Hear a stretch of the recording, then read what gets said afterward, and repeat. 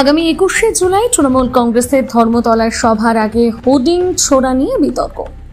গতকাল শিবপুরের ফরশ রোড এবং জগৎ ব্যানার্জি রোডে রাস্তার ধারে লাগানো মুখ্যমন্ত্রীর ছবি দেওয়া হোর্ডিংগুলো কে বা কারা ব্লেড দিয়ে ছিঁড়ে দেয়, এই ব্যাপারে তৃণমূল নেতৃত্ব শিবপুর থানায় অভিযোগ দায়ের করে। 21শে জুলাইয়ের ধর্মতলায় শহীদ স্মরণ নিয়ে তৃণমূল কংগ্রেসের হাওড়া শহর জুড়ে প্রচার তুঙ্গে। পোস্টার, ব্যানার, হোর্ডিং এবং দেওয়াল লিখনের ছয়লাভ, ছোট ছোট মিছিল করে চলছে প্রচার। ডাক দেওয়া হয়েছে ধর্মতলা চলো।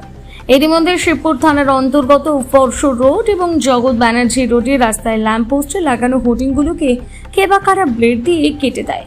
এই খবর ছড়িয়ে পড়তে দলীয় নেতৃত্ব পুলিশের কাছে অভিযোগ জানানোর সিদ্ধান্ত নেয়। রাজ্যের খাদ্য প্রক্রিয়াকরণ দপ্তরের মন্ত্রী এবং হাওড়া সদর তৃণমূল কংগ্রেসের চেয়ারম্যান অরূপ রায় বলেন, এই ঘটনার পেছনে বিরোধী দল বিজেপি এবং সিপিএম আছে। গত বিধানসভা নির্বাচনে সিপিএম এর ভোট বিজেপির ঝুলিতে গিয়েছিল, ফের বিধানসভা নির্বাচনের আগে তারা তলায় তলায় এক হয়েছে।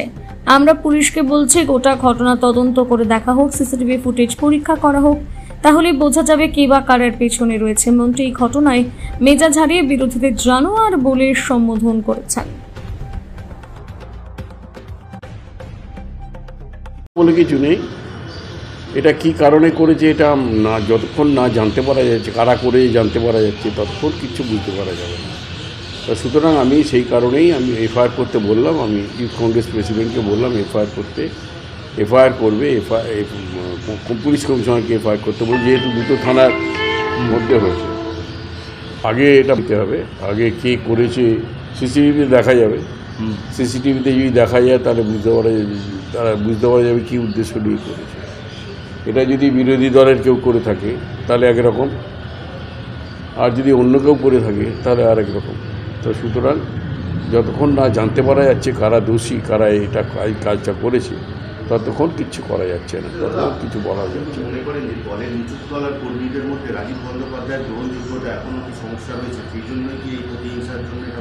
না, এই ধরনের কোনো বক্তব্য রাখতে চাই না। কোনো গ্রহণযোগ্যতা কারণ দলের যাকে দল দায়িত্ব দেয় তিনি হাওড়ায় কাজ করেন, এটাই হচ্ছে এটা কোনো কথা নয়। কার গ্রহণযোগ্যতা রইল কার রইল না সেটা কোনো কথা নয়। এটা আমাদের দলের একটা নিয়ম নীতি আছে, সেই নিয়ম নীতি নিয়ে দল চলে। এখন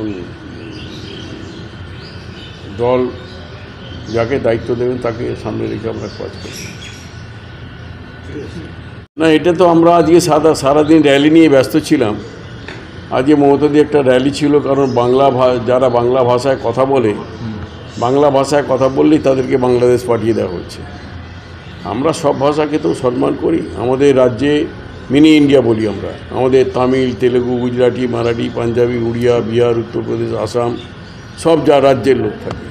আমরা কোনোদিন কাউকে অসম্মান করি না, কাউকে কখনো বাজে কথা বলি না।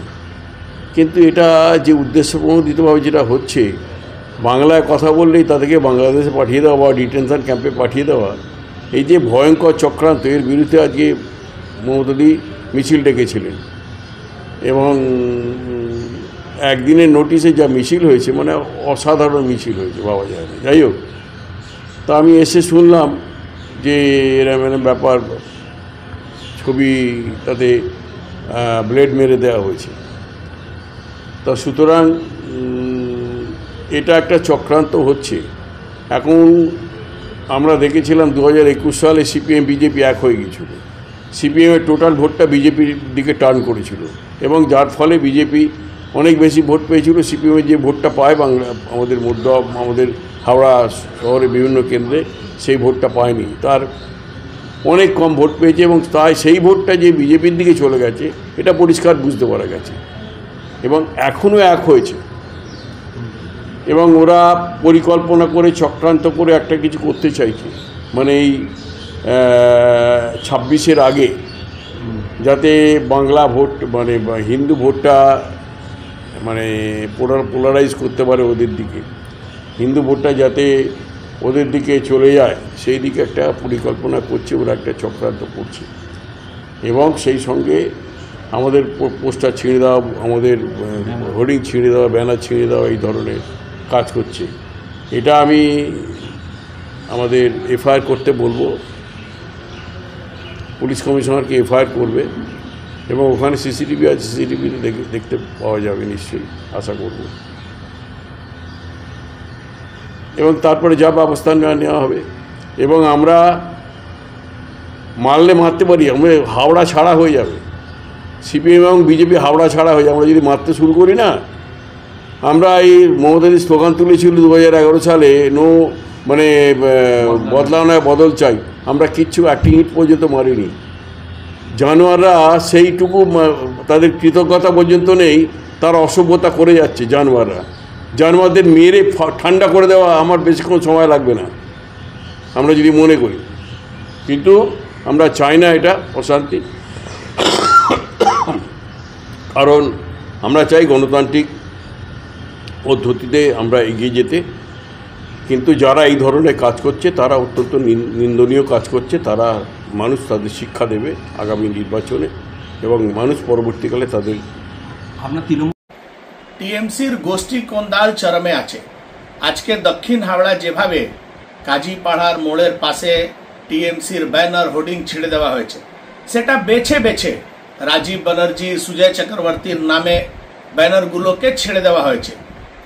টিএমসির নেতা মন্ত্রীরা অভিযোগ লাগাচ্ছেন যে বিরোধীরা এটা করেছে। বিরোধী করলে সবই ব্যানার হোর্ডিং ছেড়ে দেবে, আর বিরোধীর কি আছে? আপনাদের তো নিজের মধ্যেই লড়াই আছে, নিজে লড়াইতেই শেষ হয়ে যাবে। একজন বড় নেতা টিএমসি ছেড়ে অন্য দলে গিয়েছিলেন, আবার উনি ফিরেছেন, ওনাকে ক্যামেক স্ট্রিট থেকে হাওড়া এস্টাবলিশ করার প্ল্যান চলছে, সেটা টিএমসির হাওড়ার নেতারা মানতে পারছে না। সে নিজের গোষ্ঠী কোন্দালকে বিরোধীদের মাথায় কেন তুলে দিচ্ছেন? টিএমসি কে শেষ করার জন্য টিএমসি নিজেই পর্যাপ্ত আছে, বিরোধীদের প্রয়োজন পড়বে না। যেভাবে এই গোষ্ঠী দ্বন্দ্ব চরমে আছে, রোজ গুলি চলছে, রোজ মার্ডার হচ্ছে, সেটা টিএমসির শেষের দিকে নিয়ে যাচ্ছে। বিরোধীদের নামে এই কুৎসা করাটা টিএমসির হাওড়া নেতাদেরকে বন্ধ করতে হবে।